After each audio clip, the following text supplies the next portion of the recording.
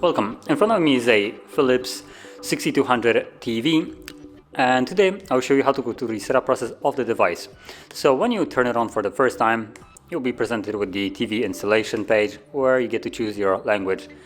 Using the remote control, arrows up and down, select your desired language, and once it's selected, confirm it with the OK button located at the middle.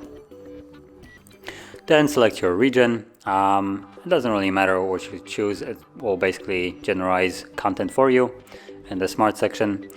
The next page, select where the TV is located, so either on a wall or just standing up.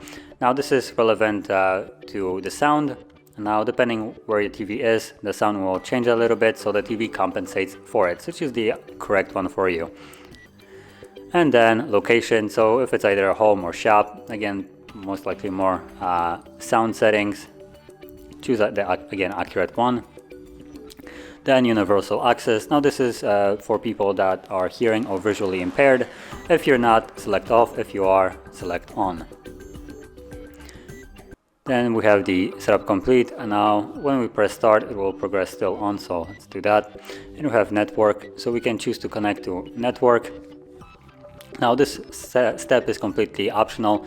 If you choose to connect right now, it will allow you to access smart features. If not, you will just miss out on them, and you can still connect later on. Press next once selecting.